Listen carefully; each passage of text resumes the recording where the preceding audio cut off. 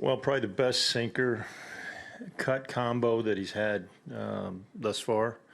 Really was able to go split the plate, work both sides of the plate. Changeup was a solid pitch for him tonight, but execution of all three of those, really good location, able to induce a lot of weak contact. Got the double plays when he needed to. Faced one over the minimum. I think we faced one over the minimum all night. So, but it was a sinker, the cut combo that was really most effective for him tonight. What you've seen from him the last two starts, what are your envision for the second half from him? Well, look, continue that type of process. I think he's in a really good, comfortable place. I think us and him being dedicated to the 95 pitch mark as far as the pitch count is concerned, to try to keep him fresh, coming back off of the injury, going into the All-Star break to allow him to freshen up even more, to be able to be ready for the stretch run for us. Look, if he can go out and capitalize on these two starts, really the command of those three pitches, the breaking ball will be an effective pitch for him also. But love the fact that he is able to take a premium command for him tonight. Continue that. He's as tough as they come.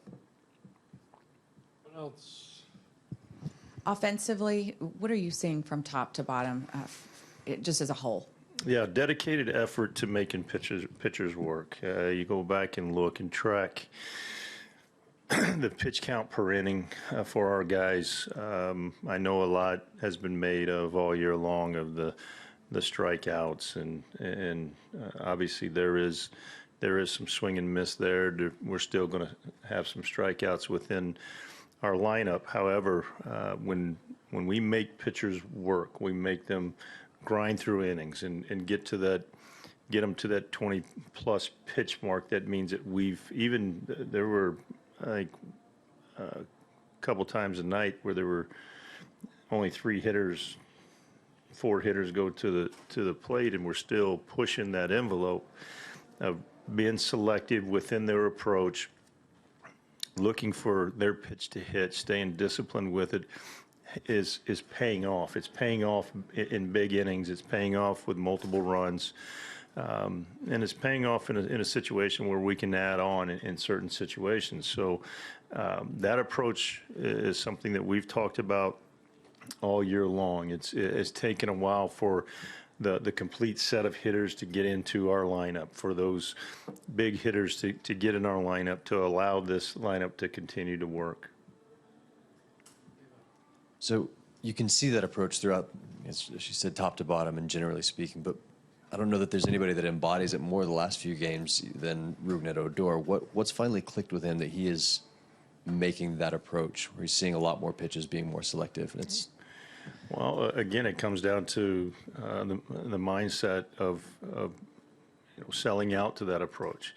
I also believe that as we have gotten our hitters back into the lineup, that there are guys inside our lineup that don't feel like that they have to be the focal point of the lineup to be the guy to carry the load. And look, that's a challenge early on when you look around and as a hitter that you feel like you're supposed to be the guy. And I think Rugi he is obviously one of those guys in our lineup that really takes it upon himself to try to be that big bat in the lineup.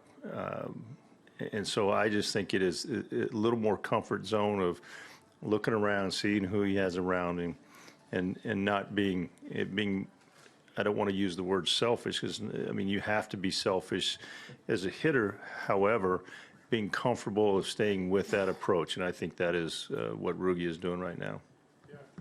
I know we could talk about Beltran, a milestone every night of the year, but 5,000 total bases, that's certainly only 20 other guys have done that. What goes through your mind when you hear that? Well, he's got 4,999 more than me.